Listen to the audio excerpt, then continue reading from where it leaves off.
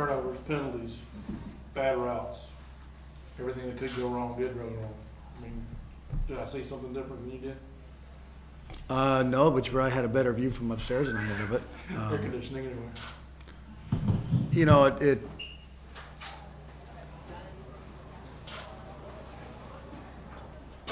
the disappointing thing is, you know,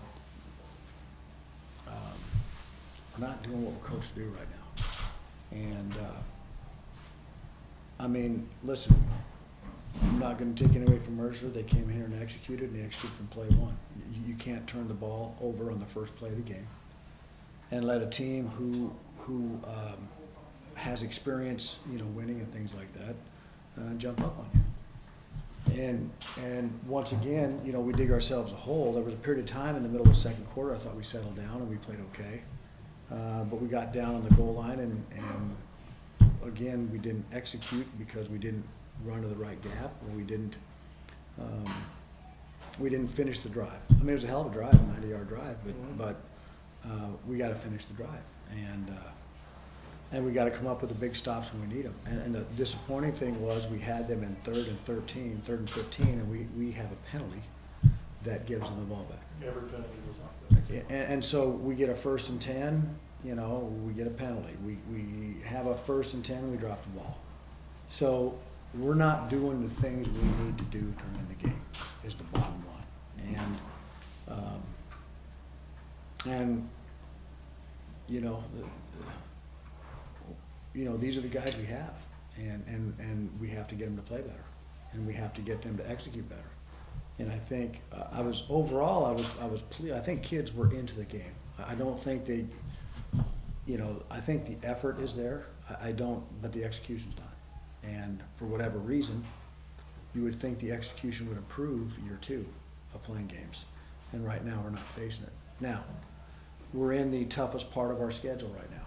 We're playing FIT, Mercer, and then, you know, Birmingham Southern is a good team, and then we go out to San Diego and Jacksonville. So it's murderer's row from the standpoint of our schedule right now. And you know, the only thing that I know to do at this point is go back to, it's about fundamentals. It's about blocking, tackling, catching, and not doing things from a penalty situation to shoot yourself in the foot.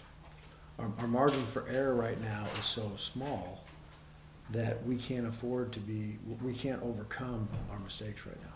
You're going to make mistakes. There's no perfect game, but we're not good enough right now. We're not executing a high enough percentage of the time to overcome those mistakes.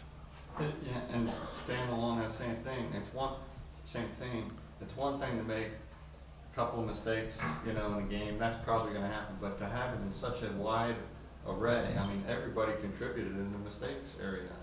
It's just, I mean, it was a team effort for the mistakes. That's exactly right. A lot of maturity. You get personal fouls on the late hits, Wallace, Boudreaux. Well, turnovers obviously were killer because they turned them right into points every time. Yeah, I mean, we've got to, one, we can't turn the ball over, and 2, we've got to learn to stop them when they do, at least hold them to a field goal if we can. And that combination is digging a hole pretty deep to try to crawl out of. Again, I'll give I mean, if you look at the stats at halftime, we have almost 200 yards of offense. I mean, probably the best half offensively we've had to this point.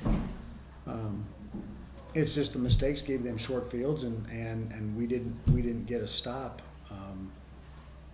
to keep ourselves in the game.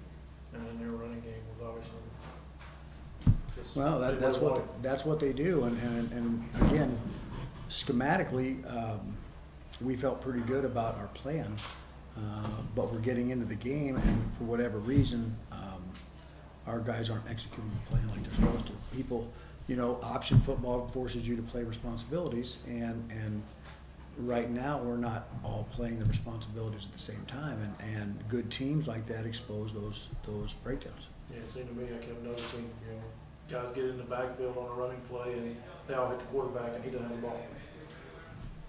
Yeah, and the guys who are supposed to overlap to cover for those guys to put pressure. I mean, we're forcing him to give the football anticipating the guy who's responsible for the guy he gives it to is going to be doing his job, and tonight that didn't happen.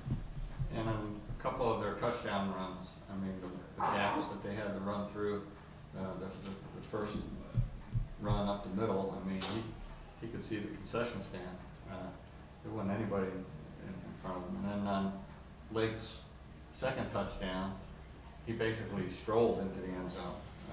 That's disappointing. I mean, when you're running that far, that long, unabated, clearly you've got issues to clean up.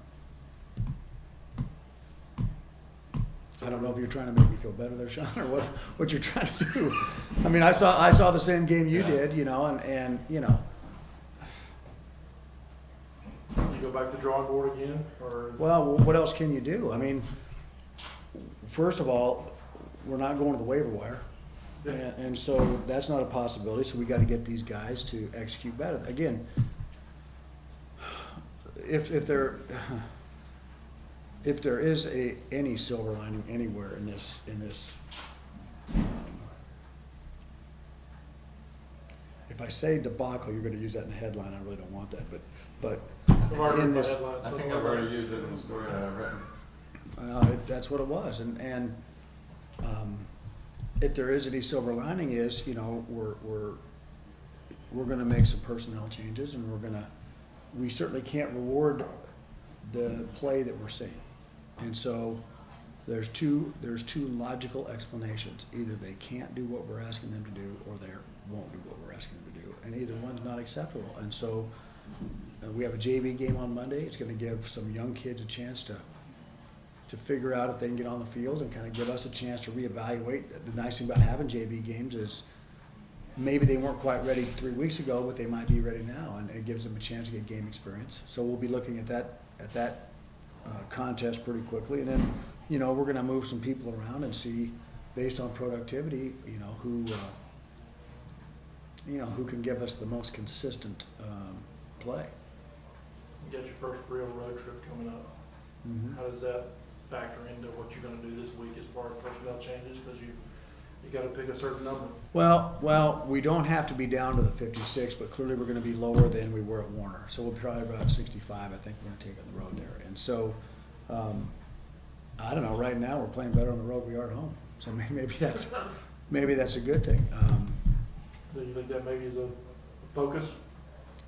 Well, I don't want to believe that, Ricky, because, you know, in the 18 years or the 30 years I've been other places, we're not doing anything different when you're at home. You know, you go to a sporting event, or you had to do something with them on Friday night, but you don't put them in a hotel anywhere I've been. Mm-hmm.